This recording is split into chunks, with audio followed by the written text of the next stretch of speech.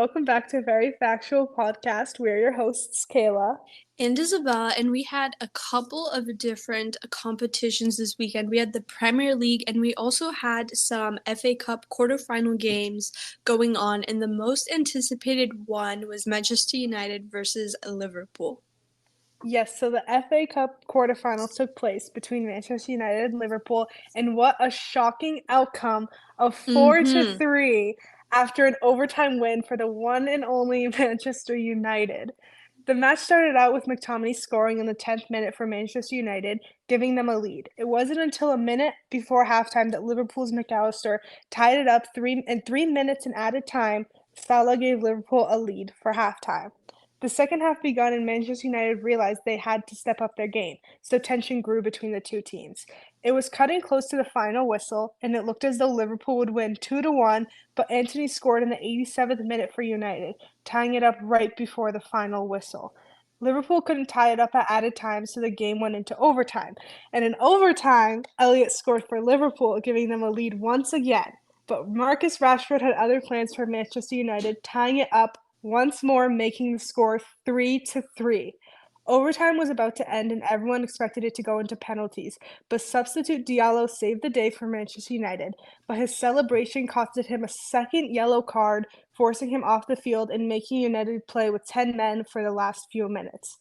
Though Liverpool tried to make the best of those minutes, thankfully Manchester United won and is moving on to the semifinals of the FA Cup. And I mean, this game literally had me at the edge of my seat. It Mm-hmm. was shocking from the start, with Liverpool being favored to win, then Manchester United scoring the first goal and consistently keeping the game tied, and then overtime goals determining the outcome. Liverpool definitely did not see this coming. For real, I did not expect this game to be this entertaining. Like, it was insane. United actually started off really well. I thought, like, it was like right off the bat, they got an early goal. McTominay was the difference maker once again. Just on that goal, Liverpool's defending was horrendous. Like, they Mm-hmm. literally just watched Garnacho cross the ball to McTominay. It was just so bad. And then United, I think they got too comfortable because Mm-hmm. they let Liverpool come back. Liverpool, they went into halftime with the lead, and I genuinely thought from then Liverpool had it in the bag. I'm like, okay, it took them a little bit, but they have it now. And then United, I don't think they looked that threatening until really like the end of the game. And of literally all people, Anthony equalized and gave them life. Yep. I mean, I feel like Liverpool during this game probably expected United to be more defensive than Mm-hmm. offensive, play Liverpool's game, which at some points that's how it was going. But I've got to say that, like, throughout the game, it kind of shifted between United's game and Liverpool's games. Mm-hmm. Because at the start, it was United's. Then most of I want to say middle, was Liverpool's. And the end and overtime was more controlled by United. Both teams were really fighting for a goal. So there wasn't really like a defensive team. They were both just fighting to take this win, and it just turned out that United got it. Yeah, like in extra time, you said, I feel United were always at Liverpool's net.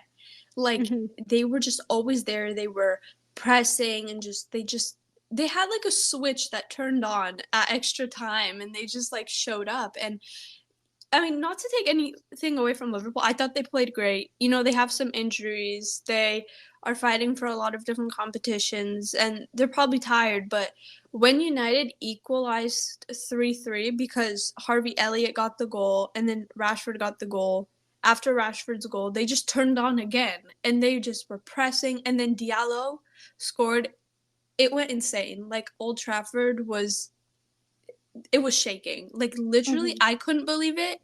And to be honest, United probably if you looked at this game on paper, they probably shouldn't be in the semifinals because it is Liverpool and Liverpool is the better team. It's just shocking.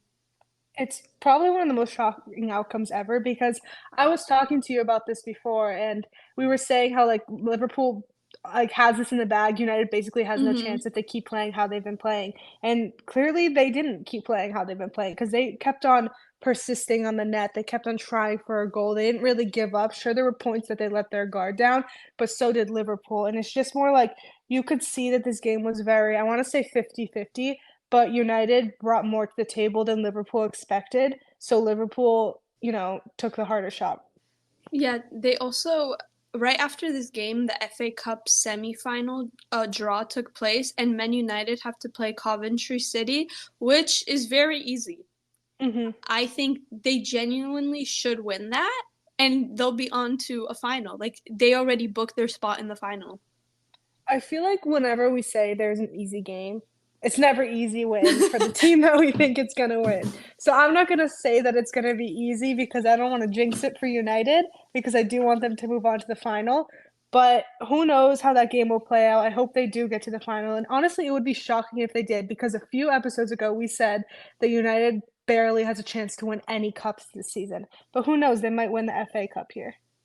Man City knocked Newcastle out of the FA Cup with two vital goals by Bernardo Silva. City looked really good in this game because Newcastle made them look good. Like, Newcastle were horrible. They sat Mhm. back the entire game. They barely attacked. Like, I don't remember them really having any good chances except one by Alexander Isak. And Eddie Howe, the manager, he blamed the loss because he made excuses. He's like, "Oh, both of the goals City got were deflected," but it's like if you were trying to get a result, then you would have had more opportunities. If that makes sense. Yeah, I mean, I'm literally looking at the stats right now, and they had 2 total shots the entire game, and only one of them was on target, Yeah. while City had 16 Mhm. total shots. City had literally had 8 times more shots. So I don't really Yeah. think it's, "Oh, the goals were deflected," because even if they were, City would have dominated this game, Mhm. and there's no shame in telling the truth. He should have just, like, been like, "Yeah, it was against City, so we tried our best." Mhm. But he was like, "No." Yeah, like Newcastle's defense was a mess too. Just you can kind of tell when you look at the goals. City didn't even have to work that hard. Like They they were just it was like a training session. they really didn't, like, they had 73% possession, like, that says a lot about how Newcastle played their game. I feel like they were Mhm. just there of, like, a block than to even try to take the ball. They're like, "Oh, if the ball comes near me, sure, I'll take it to stop it from coming Mhm. into our net." But they didn't really play the game, they just kinda stood there. Yeah, like Newcastle never looked to get back in the game. It looked like they didn't care. And for City, it was easy. They didn't have any weaknesses in it. And Newcastle, it's kind of weird because they literally have nothing else to play for. Top 4 is gone. They're not in any other competitions. Last season they were in a Carabao Cup final and we were like talking about them saying how they could finish top 4 and they did. It's just they lost their edge and they probably had one of their strongest lineups out and it's just like they didn't it looked like they didn't care if they got knocked out and it looked like they wanted to be honest. I know, I mean, they started out this season pretty great. I mean, not Mhm. phenomenal, but they started out pretty great, and now they don't really care anymore. I feel like they Mhm. just want the season to end and start something new? Yeah, that's really what it looks like. And it's sad because I thought we were going to see them up there with, some of the biggest teams because they looked really good last season like you said in the beginning of the season, but it's just like crazy to see how like it changed so fast. I mean, this just kinda shows you how unpredictable the Premier League really is Mhm. because they started out pretty great, and then I expected them, like you said, to be kind of up there, maybe not competing for top 4 at this time, but, like, definitely competing to be one of, like, the top 6 maybe, but they aren't. The last FA Cup quarterfinal was Chelsea versus Leicester City, which ended in a thrilling 4-2 win for Chelsea. Chelsea would go into the break 2-0 up with goals from Marco Correa and Cole Palmer. Then, 6 minutes after halftime, Axel Disasi would take a literal shot at his own net, giving Leicester a free goal. Then Mavididi gave Leicester a lifeline, tying up the game, and in the 73rd minute, Leicester player Callum Doyle would receive a red card, which worked in Chelsea's favor as they managed to get two late goals from Carney Chukwuemeka and Nani Madueke, cruising into the next round. This game was all over the place. Like, at times it looked like Chelsea had this in the bag, and other times it looked like Leicester were going to dominate. It was kind of like the United Liverpool game. Mhm. And the first half for Chelsea, it was easy. You know, we went into halftime 2-0 up. The game should have been done from early on. Like, we had quite a bit of chances really early on, but as Chelsea do, they let the other team climb back into the game, and then Leicester tied up. I mean, yeah, I agree. This game was literally everywhere. It had own goals, it had red cards, it had like everything. But that Mhm. own goal, I just want to talk Mm-mm. about it real Oh quick. my You gosh. sent it to me and you're like, "Look at this." And I watched it and I was like, he literally took an actual shot on his own net. That was Like, horrible. it was awful. It wasn't like a mistake on the goalie or like a little pass that was like off. No, it was a literal shot. It went in the air. Like it was it was a shot that he took on his own net. I mean, thankfully Chelsea bounced back, but Yeah. it's just so shocking to see that someone did that. And if you're a professional, I understand maybe having like a bad pass back, everyone makes mistakes. But I feel like you should have control over the ball and how Oh hard you yeah. kick it, especially when you're under pressure like that. It it was just I looked at it, I'm like, "Are you kidding me?" Like, you can blame Axel Disasi all you want, but look at the goalkeeper. Look at Robert Sanchez. He didn't know where the ball was going. I think he could have got to it, to be honest, but I feel like he was so confused too. Yeah. It I was mean, if I was the goal sorry, but if I was the goalie, I would also be like, "What just yeah. happened?" Like, I would've, like I don't even know what I would have done. Yeah, like you said, thankfully Chelsea bounced back, but you know, after Disasi scored that goal, Leicester really climbed back into the game. And the problem with Chelsea is that they don't know how to put teams away. And I personally think it's down to their inexperience. Like, they don't know what to do when they're leading comfortably. Like, they don't know Mhm. what to do when they have the game in their hand. And like, you know, after Disasi's goal, they were even more clueless. They were like the whole team was just like, what just happened? And I don't think they can fulfill their potential. I think we have a good team. We have World Cup winners. We have some amazing players that were so sought after, but it's like we I personally see what they can do, but they don't see how good they are. I mean, I agree. And also, you said that Chelsea kinda doesn't know what to do when they have that lead and how to Mhm. keep it comfortably. I feel like Chelsea is one of those clubs that need pressure to play good. If they don't have that constant pressure, they won't know what to do. Like, if they're winning by 3 goals or if they're losing by 3 goals, they're either gonna give up or they're gonna just not know what to do when they have the ball at their feet because there's not that constant drive for the goal. Mhm. So I feel like they just don't know what to do when they get to that point, which we kind of saw during this game. Yeah, and I feel like we always make excuses for them too. Like, at least I try to. I Well, try yeah. to find the positives. Like, they lost the first leg. I believe it was in the no, it was Carabao Cup against Middlesbrough. And they lost that first leg to Middlesbrough. I believe it was 1-0 or something like that. And then they lost in the Carabao Cup final against Liverpool's academy team. Like, literally all children, all teenagers. But, you know, we did win. And we can potentially make it to another final, but probably not, because we have to play City in the semifinal, which, Yeah. I mean, last time we tied them 2-2 and we were the better side, but it's just I feel like City's getting better, and we just need to look forward. We just need to forget about problems and mistakes and just play the game.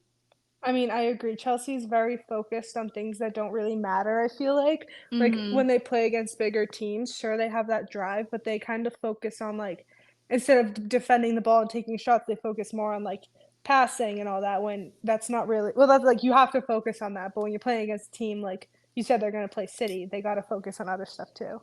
Tottenham Spurs traveled to Craven Cottage to play Fulham and shockingly lost 3-0.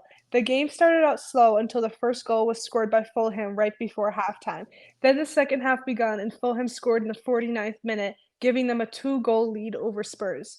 This was normal for Spurs to start out losing and then bounce back in the second half. However, this didn't seem to be the case this match because Fulham scored one more goal in the 61st minute, making it harder for Spurs to bounce back. Spurs tried to score, but they just couldn't after Fulham secured their win, and they played very defensively, letting Spurs keep the ball but take as little shots on the net as possible. The final whistle blew, and Fulham shockingly took home this win, not even letting Spurs come close to making their usual comeback. And I mean, honestly, I'm shocked how Spurs, a team in fifth place in the Premier League right now, lost against Fulham, a team in the 12th place, 3-0. Like Spurs, I've noticed Mm-hmm. this season is very inconsistent. They literally go on this amazing spree, and they have like these games that they win, or or like they bounce back amazingly, and then they have another game like this one that's expected that they win, but then they end up losing.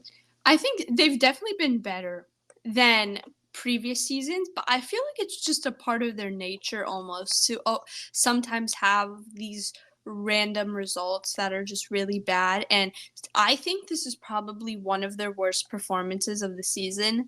They Mhm. really just they opened the door for Aston Villa because we know those are the two teams that are going to be challenging. They are going to be fighting for top 4. And it was kind of surprising because they literally thrashed Aston Villa last week, who are a better team than Fulham, and I was just expecting Spurs to keep growing. I mean, I did too. I expected Spurs to absolutely have this game, like you said, how they played with Villa and Mhm. everything, and they did. I don't want to say like dominate the stats, but they did. The stats were in favor of them, but I'm like that just kind of proves how much Spurs really does with when they have the ball at their feet. Because yes, they can score, but they're not consistent at all. Like they have amazing runs, but like you said, it's kind of normal for them at this point for it to like fall out at some point. Yeah. Fulham, they came like right out of the gate, and I feel like Spurs never really showed up. And it was surprising because, like you said, there's been times this season where after halftime they come out and they're like a new side, but we just didn't see that. And I think they need to learn from this. It showed them that they can't slack off if they want to finish top 4, especially not at this point of the season. They had the majority of their main squad, so you really can't put any excuses down to injuries or anything. They just need to keep grinding. Like the season's almost done. We have what, like 2 months, 3 months, and they just have to give it their all now. I mean, yeah, they have chances, but I don't think they're gonna take those chances Hmm. into like how do I word this? They're not gonna take those chances and make the best of them, I guess.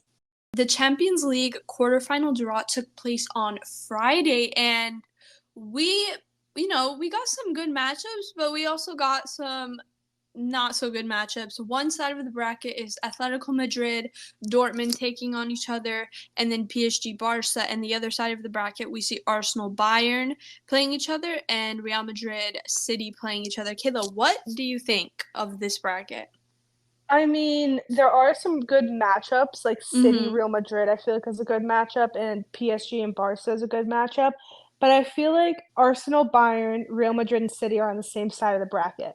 And I feel like it would have been better to see, like, for example, Arsenal and Bayern Mm-hmm. switch sides. So if one of those two do end up moving on to the semifinals, they play against, Real Madrid or City. You know what I mean? So it would be more Mm-hmm. interesting as the league goes on, you know what I mean? Yeah, I told you this earlier, but I still feel like it's rigged. Like, why would you do that? We don't really, I don't think a lot of people want to see like Dortmund versus, I don't know, like let's pick Real Madrid. You know what I mean? In a final? Like, I Like want to see head to head best teams in the world. if I feel like out of these teams that you just mentioned, I feel like the best lineup would be like Bayern and City or something. Hmm. I Like I want, feel like the best, sorry, but I feel like the best you can get out of what you have is like Barca or and one of the teams. yeah, it's like, I mean, PSG, they could potentially go to a final. Oh, actually, hold on. I just got this. So if PSG make it to a final, and then Real Madrid also make it to a final, because we have that Kylian Mbappe saga going on again. Like he's moving from PSG to Real Madrid in the summer. That could potentially be good. But the thing is, it's just like I don't see PSG getting to a final. It's like all those teams like on the left side of the bracket. I just don't see any of them getting to a final, if you know what I mean. Yeah, because they're more, I don't want to say lower level teams because Yeah. they are, one of them has to make it to the final, but they are real compared to like the right side of the bracket, which is Arsenal, Bayern, Madrid, and City. Mhm. So it's like, one of them's got to make it to the final, and I'm probably going to assume like Barcelona Yeah. because I feel like they have the most potential. Dortmund also has a chance, but you never really know. Yeah, I don't I think it might be I'm gonna say PSG. I don't know why. It's just I feel something just pulling me towards saying PSG, and I think City's gonna make it to a final. Like they have to play Real Madrid, which is like a crazy tough game. But Hmm. last season they had to play Real Madrid in I believe it was the semifinal, and in the second leg, Man City literally thrashed Real Madrid, which is something so unexpected. But this season, Man City they aren't as good as they were last season. So that I think it's going to be a tighter game, but I think City could make it to another final. I mean, I have faith in them, but I feel like you said, it's going to be a difficult game between City and Madrid. And we just saw City take on Liverpool in the Premier League last week, I think it was. Yes. And it was a tie, and I just wasn't expecting that. So who knows how this game will play out. Yeah, so we'll have the final soon in I believe the final is in June. So that's going to be fun and then also next weekend we also have international break, which is even more fun. Yep. So, yeah. Okay, so that's it for today. Thank you everyone for listening, and don't forget to follow our Instagram and YouTube at Very Factual Podcast.